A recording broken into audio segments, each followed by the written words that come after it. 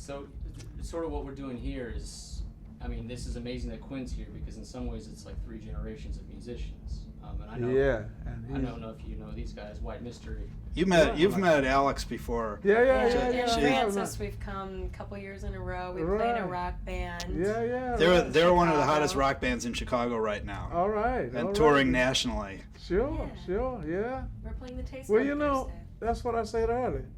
If you had been interviewing me 50 years ago, you wouldn't be calling them a rock. You'd just be calling them musicians. A band and musicians. Everything was R&B or jazz back then. You know, in the 60s they started all this different types of things because they great guitars or drummers or whatever thing, and it's still the same thing. It's still the same guitar it was. Pianos haven't changed. Guitars, I mean, the shape of it, the sound of it has changed, but it's still a guitar. And it's just music. It's just music. Part of the thing that I love about them is they're just making a go for it themselves. They have their business plan down, they have their image down, their design, and they're great musicians. So they're sort of I mean, you're better to explain it than me. Thank you very much. That's very flattering. Yeah, we put our own vinyl records out. We brought you some records today. Well, thank you. We're native Chicagoans born on the north side. Yes. And, we're going to play New Orleans again this year. We love going there. And Austin, Houston, all over the country. Well, good. And, I brought my guitar too. All right. I knew it's still a guitar, though. Still a guitar, right? Yeah. Didn't you start on a diddly bow, though?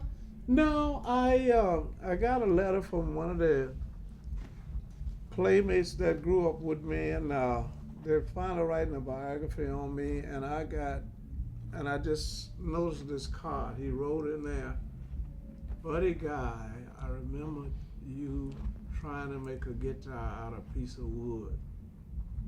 And now look at you, one of the best, most talked about guitar players in the world." And I almost cried when I saw that because we used to be playing marbles or sandlot baseball, and finally my daddy got a radio when I was about 16 or 17, and it's a beautiful day to play baseball this Sunday. And we had equal amount of men on each team. If one got hurt, you had to play because no replacement.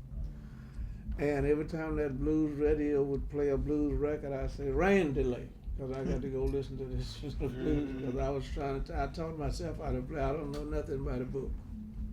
So that led me to the Texas stuff and everything else I was listening to. And as I said earlier, it wasn't you listening to country and western, now you can hear blues, now you can hear rock or whatever it was. In the 60s, like I said, might have been late 50s, they started separating us with the types of music, but it still was fingering that guitar, man, beating the keyboards the same way, So I don't know if that was record companies or the media or what that decided to start giving all the names. Wasn't no such thing as rock and roll, wasn't no such thing as soul music and all that, and I still overlook that. I just say, if you can play, bring it on. I don't look at you up there playing and say, "You's a rock guitar player." I said, "Man, that's a guitar player, man. It's play like this young man here, and I don't know if you heard him yet, but just wait. And you listen at that, you say, I see what Buddy was talking about. Just play that thing, How long have you been playing, Quinn? Since I was about 3. 3 years old? Yeah. See, and I couldn't even play radio when I was 3. Buddy, how'd you link up with Quinn? I think it's his hometown, and he's not the only one I ever just call. Whenever I see a kid come in, if they have anything that let me know they into music, I'll call them to my stage, because they didn't do me that. I had to do the Muhammad Ali when I come here. I had to point up and say, I can play, and if you let me play, you ain't gonna want to hear me play no more, because I'm gonna blow you off the stage. And I was shy till I learned how to drink that glass of wine. Then that's when I would tell them that. So I called him to the stage, as I did some other young girls and young men. And I said, I'm gonna let him play these 3 licks and let these people see him and let him go. And when he came up there and when he played I played 3 licks, he played 6. I played 6, he played 12. I said, wait a minute, this is, and he was, I think he was 7 years old, and I'm like saying, wait a minute now. Let me look behind the curtain and see if they're doing the Elvis Presley. Because, when he first come out, he wasn't being heard that much. He could sing, but there was somebody else playing the guitar there, and I looked at this kid, I say, he is so amazing, and I'm wondering, is anybody going to record him now? And we shopped around, and everybody was doing that shoulder hump, and I said, well, I can't wait no longer. I just went in and I had my producer take him down in Nashville and cut the CD on him, and so hopefully it will take him further than what I can take him, but at least I'm trying to make him be seen, heard, and talked about. When's that going to be coming out? What, the CD? Yeah. It's out. It's out. You don't have it? No, I've seen all the live stuff. Well, you but I didn't don't answer see my it. question. You don't have it? No. Get it. Get it. I'll get it tonight. Hey, buddy, when you were starting out, did you ever think there was the possibility that you could just make a record without having a record company? No, I didn't. Paul, I didn't know anything about what I'm involved with now. Down in Louisiana, I don't have a high school education or nothing. I was just listening at the old great blues players played. There wasn't no such a thing as I said earlier, the rock guitar players. You had to listen to Lightning Hopkins of the country and western, and then that was everybody's calling it rock and roll now, whatever it was. And the late guitar player Robert Jr. Lockwood had me in Cleveland right after they did the Rock and Roll Hall of Fame. And he came and he started drinking my cognac, and he said, the word is going around about who created or started rock and roll. And he pointed at me and said, I bet you don't know. And he caught me, and I'm saying, who was it? Was it Little Richard? Was it Lloyd Price, Fats Domino? He said, no. Louis Jordan was singing and boogie wooging before those guys was born, and he was right. And that's why that was, but they wasn't calling it all these different names like they call it now. Him and Ray Charles and all those was the rhythm and blues players. But all you guys in that era had to wait for a record company to sign you. You had to get famous by playing in clubs. And being talked about. And being talked about. Uh-huh. And then somebody would come to you and say, we'll give you something and we'll put out your record. Well, I came here with a letter from a disc jockey in Baton Rouge to go to chess, and I walked in there, and the late great guitar player Wayne Bennett was cutting with, I think it was the,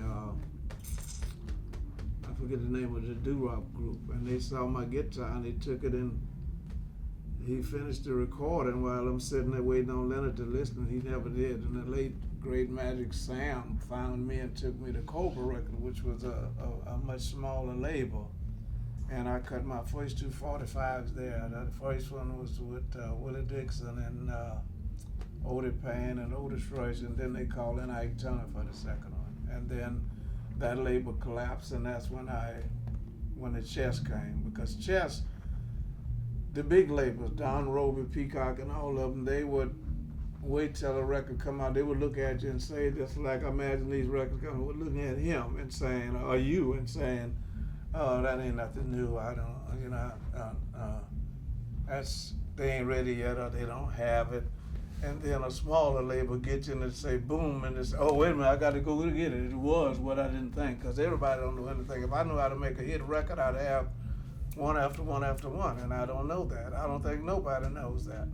Could you have imagined in those days, like these guys, they're the whole business right there. Right. They put out their own records, they do their own booking, they do all their own business work, they have business plan, the whole deal. They are smarter than I was, because I flew around and had a guy that come up and manage me, and I'm telling Quinn and his father right now, do you know if you make a hit record, you ever heard the word, the big fish eat up the little fish? That's what managers and big people do. When after you get that thing, they come after you. They don't come and go and find him like I did and say, this young man should be put out there where he can be seen, heard, and talked about and make a record. All these big fish wait till you. Let's say, for instance, I didn't have no big records. I was selling enough records for them to record me 2 or 3 times a year. And biggest record was Damn Right I Got the Blues. And I was at a press conference in New York, me, John Lee Hooker, and B.B. King. And one of these big agents that came up to me and said, now I can do something for you. Right. I say, why was you when I needed you? So what you're doing now with Quinn is the same thing that they're doing, Right. which is screw the big labels. We're gonna make it happen. I don't know if you can screw the big Well, labels, you know. but you can let them know you're here. You know what I mean? That just Build a like, reputation. Yeah, that's just like I told you Muhammad Ali did. You know, I didn't even like him, but he kept saying what I'm going to do, and he was doing it. Right. He backed And it up. He backed it up. And a lot of more people do that, you know, and it's just, you know, that I don't even know how to explain that, Paul, but everybody seems to think they know what it is or what it ain't. And through my experience, I don't think nobody knows that. Because like I said earlier, the chess, the peacock, I think couple of people turned the Rolling Stones down a couple of times when they was Well, trying the Beatles were turned down by every label. They ended up signing Yes. with VJ right down the street. I know, that's what I was about to say, you know. Yeah. And if everybody know the producers and everybody else, if everybody knew exactly what I got it now, it's going to be a million or several million sellers, I'm going to record them. You don't know that until it get out there. Say, for instance, when I came here 54 years ago, if I'd have went in chess studio and started singing what hip hop was saying today, they'd have shot me, man. Yep. But look what it did when they did finally say this is freedom of speech or freedom of singing, Yep. and those things are selling so many records. Those guys don't even have to tour. Yep. Yeah, and they using all kind of profane. So Quinn, what is it like to be out on the road playing with him every night? It's awesome. It's really, really cool. Are you ever afraid walking out on stage? No. I can answer you that. No. I thought he would be when I first. Are you surprised at that? Not Huh? anymore, but were you surprised in the beginning that he would just walk out and play? Yeah, because I thought about myself. You know, I only been fired once in my life. I got fired because I got hired my first guitar job in Baton Rouge, and I told the guy come to the service station where I was pumping gas, and I would play for you and sing, but if you get this many, and I'm like saying they don't want to hear me, and he hired me and told me, said, well, I can give you a job at night, and I want to try to send myself to school because my mother had a stroke. And when I got to the gig that night, I saw might have been 18 or 25 people there, and I turned my back to the audience like this and started singing. He said, you got to turn around. I said, not tonight. And I cried, and he fired me. And I went back, and one of my old friends passed and gone. He said, I got something to turn you around, which was a glass of, what they call that, Wineback Thunderbird. Yeah. And I've been turning around ever since. Yeah, whatever. So I thought at his age, now I'm about 17, and I said at his age, I know he's shy, but man, now this kid looked up at me and was matching me note for note, and matter of fact, he was playing more notes than me. I said, wait a minute. And then I asked his dad, I said, how old is he? And he told me, and I said, oh, I did like Smokey did about Michael Jackson. All I want to see next was his birth certificate, because I don't know how he could learn that at that age, but he's just that good. And trust me, you know, I don't have a bad taste for guitar players. I never criticized no musician in my life, because if you can play anything, it's all right with me. And when I heard him, I'm like saying, I got to show him to somebody who may not get a chance to see him in his early age like he is now. Like I had to wait, and all of us, I think Johnny Lang was like, what, 16 or 17? 15 or 16, I think Yeah. it was. When did you guys start playing? 14. Oh, you did? Yeah.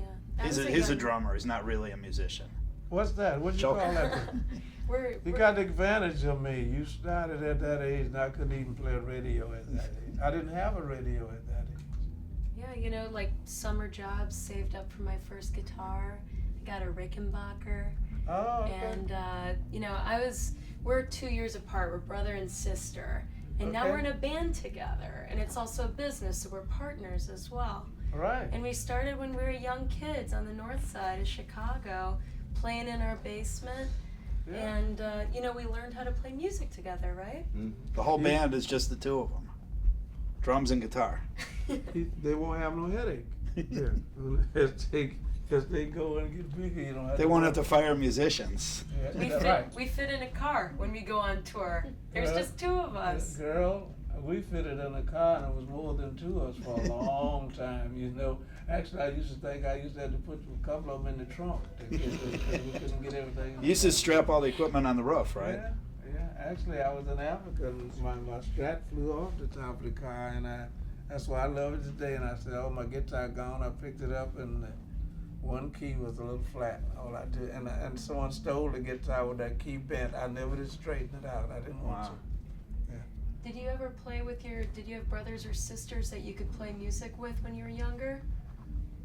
No, my younger brother learned how to play on the same guitar after I left the farm, because I was born and raised on a farm in Louisiana, and that's what I said this kid was saying. And my grandmother on both sides, one grandfather on my mother's side, I was trying to figure out, they'd always figure out just like if my whole family suffered with high blood pressure, and that's like hereditary for the whole family to have that. And I was trying to figure out who played music, because when I was teaching myself how to play guitar, there wasn't no such thing you could make a decent living. It was like you just stand out like a sore thumb. You can play a guitar.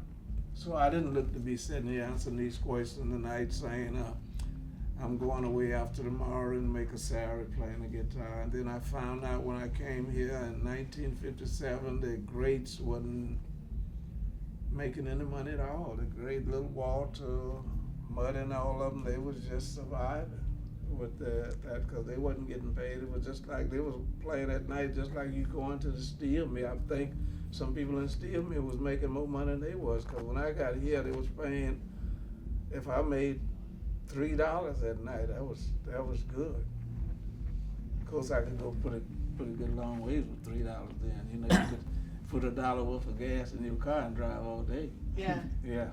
So how old were you when you finally realized that you could do this? You could just keep going even on that kind of Well, I age? started traveling professional in 1967. That's when we started going, and that was white audience, which I thought Canada and Europe, I'm like saying, oh, I got to learn how to play something else. And I didn't know they was into blues. And then I got invited to San Francisco, and I had never saw a white person with their hair that long. And I'm like saying, where am I? Because actually I had the car, and the whole band was like almost in the trunk then, like you got. And there was a line of people, the place was called Avalon Ballroom, and a line of people was there. I said, man, roll the window down and ask them, where's the Avalon Ballroom? And I didn't know they was getting that high. Everybody was high, and one of the cats said, just get in line, baby. Yeah, and that was the beginning of me saying, I'm not gonna drive tow truck no more. I like what I see. So were you like 25 years old? How old I were you think then? I was about between 23 and 25. Okay. Yeah. And you've been pretty much touring and recording ever since. Yeah, well, I went without recording for about, I think that's 12 or 15 years until the label I'm with now, Eric Clapton was having his 21 nights at the Royal Albert Hall in London, and he invited me to play, and this guy approached me and said, I will sign you. And the first thing hit my mind was Jimi Hendrix had to come here, because America was like ignoring us, but Hendrix went and exploded. So I said, I'm going to England, and which I should have been there. Come to find out, the label was here. It wasn't a British label. I thought it was a British label, but it was a British guy who signed me. He was working for the label I'm with. For the American label. Uh-huh. And you had a big period of time before that where you weren't recording at all. Right.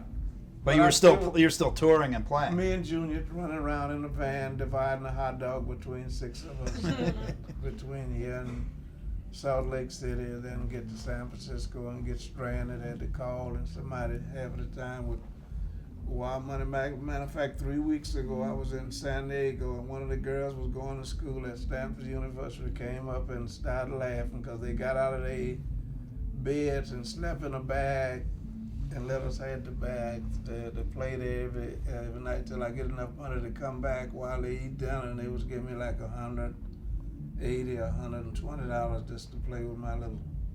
For the whole band. Uh-huh. That's what you were getting paid. Yeah, and I finally got enough. Like I said, the gas was 30 or less than 30 cents a gallon. So when I got a hold to about $50, I could drive all the way back here. And were you actually supporting yourself at that time? I mean, were you earning a living, or? When I first took off to go, I took a 2 weeks vacation from driving a tow truck right down the street here. And when I went to Canada in September 1967, I took the 2 weeks vacation, and I said I'll go look at it. And I played in Ann Arbor, Michigan, and when I got to Toronto, it was called the Mariposa Blues Festival. I had never saw 30,000 people before, and I heard people saying, now that's the real Buddy Guy. I'm like, what? Who is the unreal Buddy Guy? Junior Wells said I had made the Hoodoo Man with him. And he had taken this guitar player out there, bless his soul, passed away, named Lefty Diaz. He was left-handed, and they was calling him me because I had made the Hoodoo Man with you. So you recorded with Junior, but he had another guitar. He had Lefty on the road with him. And called him Buddy Guy, but he didn't. He called him Buddy Guy. He said he was Buddy Guy. That's what they were saying. Buddy dude. Yeah. So I cursed him out when I was because we was good friends, and I can't tell you what kind of names I was calling him. Yeah, you could if you want, but probably not. No, not when he. Yeah. So, like, for me being 26 years old and my brother Francis being 23, like, what kind of advice do you have for us as we move forward as musicians, also living on a small salary and meeting a lot of people along the way? Do you drive? He drives. You don't know how to drive? I can drive. She does know how to drive. You ever hit a bump in the road? What's that? You ever hit a bump in the road as you're driving? Yeah. Keep driving. When you hit that bump in the road, because you are going to hit some of the bumps, which is very discouraging.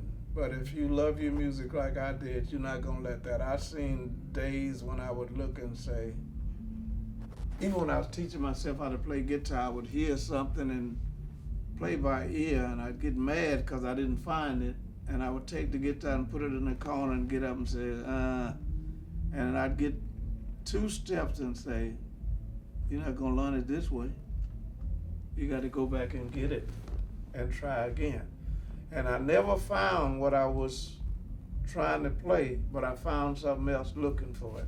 So that's the advice I would say. Don't let nothing set you back. You might have to take the little side job, but if you love it like I did, keep on playing.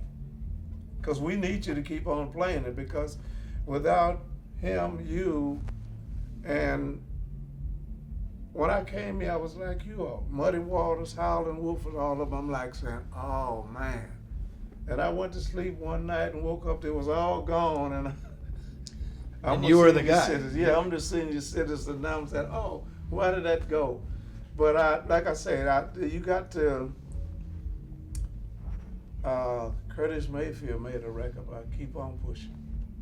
Just keep on doing it, because it's harder now than what it used to be, because you used to go to a demo and go to any radio station, AM station, before all the FMs coming, and you would get that, they would play that for you just to say, here's somebody new. Now I think is all this, and you just gonna have to fight it.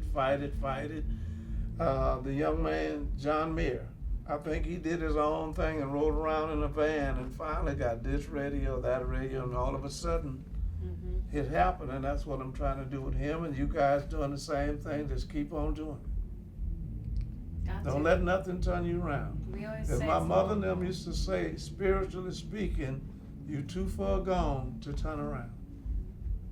Okay? Yeah, that's pretty good. All right. Yeah, buddy. one more thing. The totally different subject, just for a second. Somebody was telling us this afternoon about back in the 50s and 60s when you could drive down Madison Street and roll down your window and you'd hear music coming out of clubs, and you just stop and there would be a band playing, and a blues band playing somewhere, And you used to tell me these stories about getting on the bus and going from club to club. Yeah. Could you just- You could walk a lot of them. Because Can you just talk about that for a second? Well, I landed on the south side, and 63rd, 47, and 43rd, and 39th. And a night like tonight, you could leave out and go walking down the street like this, and someone tell you, say, well, what a famous building there, why this club was called 708 Club. I said, well, I can walk there, which is 8 blocks from where I was on. I was And at you'd the walk lake. there with an amp and a guitar? No, we didn't make it there because if we didn't have air conditioning, you would hear a 3-piece band playing and you thought it was Walter Muddy. And some of those kids that never follow like we did because they you couldn't pay your rent at it, you know. And I got so slick enough when I finally got to know somebody, I finished asking the question after a while. When I got my first $3 to $4 to $5, I had a few people would drink, and they would say, "How much you got?" Well, I get it. I said, "Just keep $1.50, but make sure you change $1. So when I get to playing, I want you to throw the first quarter up there, and you throw a nickel, and you throw a dime, and the rest of the people follow." And that night we had $12 instead of the 3 I was playing for. But if you would leave there on 47th Street. And every night looked like the weekend then because we had the stock out here with 100,000 people in the steel mill 24/7. Those people would show up after their shift. Midnight, that's when all of the people would leave the steel mill and come in and drink. And so they didn't have air conditioning, that door was open. And you could hear that band in there. And I'm like, I'm going to 708. I never made it there because like I said, who is this? Then I leave that club and this one right across the street there. Same thing. I'm like, And they would call you up? no, they didn't know who I was at that time. I was just trying to learn something from listening to them because I was going where maybe Howlin' Wolf or Little Walter, Sonny Boy and them was, and I never made it. Then you got here on Madison Street and 12th Street with the same thing. Not down here. It was all black. It was 99.9 black people listening to that music then. And when you saw a white face, the first thing you said, oh, that's a policeman. Because they wasn't listening to it, but it wasn't a policeman. It was Michael Bloomfield or Paul Butterfield or some of them. This in the mid 50s when they start showing up every once in a while. Because I used to tell the band, hey man, we got this pint of wine, don't show it up because the cop gonna take it if he see it. And this is like Paul Butterfield, somebody sitting there. Yeah. Yeah. You good? That's great. Thank you. Anytime. Awesome. All right, thank you. Nice meeting you guys. Yeah, And last but likewise. not least, all of you all keep it rolling because I done told him all I want is a ride in this Ferrari. And when you guys make that big hit, just pick me up every once in a while and give me a ride. Yeah. All right. Totally. Thank you very much.